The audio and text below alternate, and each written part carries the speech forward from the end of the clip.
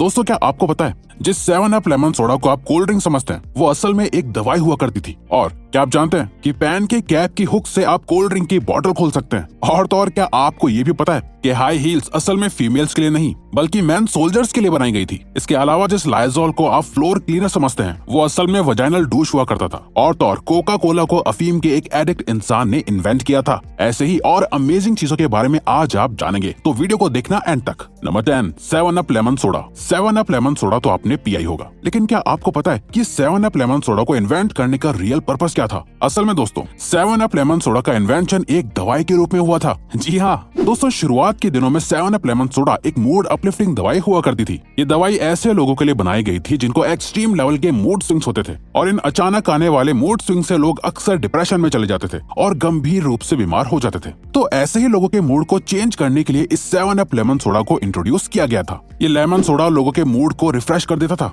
जिसके बाद लोगों को अपनी बीमारी की थेरेपी में बहुत मदद मिलती थी। यही वजह है कि इसे आज भी लोग अक्सर मूड रिफ्रेश करने के लिए पीते हैं। और तो और आज 7 अप अपने आप में एक ब्रांड बन गया है। Number 9, high heels. High heels पहनना आज हर लड़की का फैशन बन गया है। पर क्या आपको पता है कि आखिर हाई हील्स का इन्वेंशन क्यों और किसके लिए किया गया था? आपको जानकर हैरानी होगी कि हाई हील्स असल में कैवलरी सोल्जर्स यानी घोड़े पर बैठकर जाने वाले सोल्जर्स के लिए बनाई गई थी। जी हाँ, ये बिल्कुल सच है। हाई हील्स का इन्वेंशन 16वीं सेंचुरी में पर्शियन कैवलरी सोल्जर्स के लिए किया गया था, ताकि घोड़े पर बैठे सोल्जर्स अलर्ट रहें और अपना निशाना सही से लगा पाएं। इसके अलावा आपको बता दें कि 16वीं सेंचुरी में हाई हील सिर्फ यूरोप के अपर क्लास के सिर्फ मेल्स यानी आदमी पहना करते थे। असल में दोस्तों अपर क्लास के आदमियों को कोई काम नहीं करना होता था, तो उनके लिए हाई हील्स को पहनना आसान था। हाई हील्स उस जमाने में स्टेटस का सिंबल हुआ करती थी। अब आप सोच रहे होंगे कि आखिर ये ट्रेंड मेल्स से फीमेल्स तक कैसे आया? तो आपको बता दें कि 17वीं सेंचुरी आते आते फीमेल्स आदमियों की बराबरी करने लगी थी। यही वजह है कि फीमेल्स ने भी हाई हील्स को पहनना शुरू कर दिया और धीरे धीरे हाई हील्स फीमेल्स के बीच में नॉर्मल हो गई, जिसके बाद आदमियों को लगने लगा कि हाई हील्स अब स्टेटस सिंबल नहीं बची हैं, क्योंकि उन्हें फीमेल्स पहनने लगी थी। तो कुछ इस तरह से हाई हील्स का ट्रेंड मेल्स से फीमेल्स तक पहुंचा।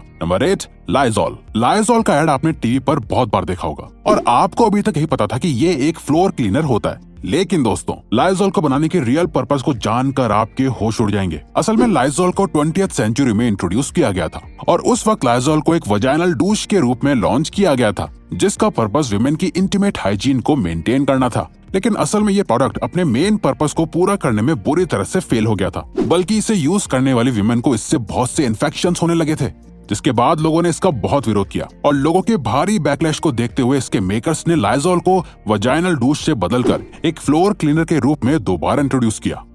फ्लोर क्लीनर के रूप में इस प्रोडक्ट को बहुत अच्छी सक्सेस मिली और ये लगातार पॉपुलैरिटी गेन करता जा रहा है। Number 7, chain sauce. Chain saw यानी लकड़ी काटने वाली इलेक्ट्रिक आरी। इसे देखकर आपको गूज बम्प्स आ जाते होंगे। चेन सॉ इतनी पावरफुल होती है कि 1 घंटे में एक मोटे पेड़ को आराम से काट देती है। लेकिन क्या आपको पता है चेन सॉ से पुराने जमाने में इंसानों की हड्डियां काटी जाती थी। जी हाँ दोस्तों, ये बिल्कुल सच है। असल में चेन सॉ को इन्वेंट ही हड्डियां काटने के लिए किया गया था। पहले जमाने में जंग के दौरान सिपाहियों को अक्सर गहरी चोटें लग जाती थी और उनकी बहुत सी हड्डियां टूट जाती थी, जिस वजह से उनके इलाज के दौरान हड्डियां काटने की जरूरत होती थी। किसी भी दूसरे इक्विपमेंट से हड्डियों को काटना बहुत दर्दनाक होता था, इसीलिए चेन सॉ का इस्तेमाल किया जाता था, क्योंकि इससे कम वक्त में हड्डियां कट जाती थी। अब जैसे जैसे जंग खत्म होने लगी, चेन सॉ का इस्तेमाल पेड़ों को काटने के लिए शुरू कर दिया गया और आज भी चेन सॉ को पेड़ों को काटने के लिए इस्तेमाल किया जाता है। Number 6, gap in public bathrooms gate.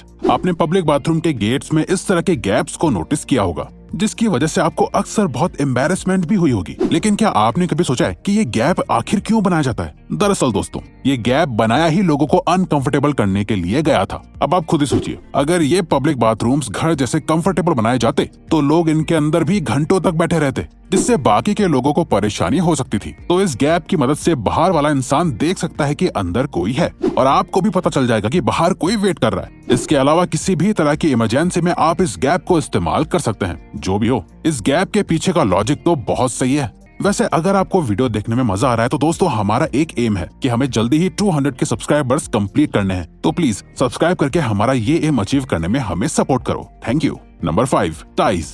आज के इस मॉडर्न एरा में टाई फॉर्मल ड्रेसिंग का एक इम्पोर्टेंट हिस्सा बन गई हैं। लेकिन क्या आप जानते हैं, टाई शुरुआत से ही फॉर्मल ड्रेस कोड का हिस्सा नहीं थी। और तो और टाई के शुरुआती दिनों में टाई आज की मॉडर्न टाई से बहुत अलग दिखती थी। असल में आज के करीब 200 साल पहले के जमाने में लोग ठंड से बचने के लिए अपनी गर्दन पर एक कपड़ा बांध लेते थे, बिल्कुल एक हैंडकरचीफ की तरह। इसके अलावा क्रोएशिया के सोल्जर्स भी जंग के दौरान अपनी गर्दन पर एक जैसा कपड़ा बांध लेते थे, जिससे वो जंग के मैदान में अपने सोल्जर्स की पहचान कर पाए। जबकि एक ऑफिशियल टाई को फ्रांस ने फ्रेंच वॉर के बाद इंट्रोड्यूस किया था। उस वक्त टाई को बस अपर क्लास के लोगों के लिए इंट्रोड्यूस किया गया था। Number 4, Listerine. दोस्तों, इंडिया में ऑलमोस्ट 45% लोग लिस्टरीन माउथ वॉश का इस्तेमाल करते हैं। लेकिन क्या आप जानते हैं, ये लिस्टरीन एक माउथ वॉश से पहले क्या हुआ करता था? आपको जानकर शौक लगेगा कि लिस्टरीन को शुरुआत में एक फ्लोर क्लीनर की तरह मार्केट में इंट्रोड्यूस किया गया था, जिसको जर्म्स और इंसेक्ट्स को खत्म करने के लिए बनाया गया था, ठीक आज के डेटॉल लिक्विड की तरह ही। लेकिन फ्लोर क्लीनर के रूप में लिस्टरीन को मार्केट में हाई कंपटीशन की वजह से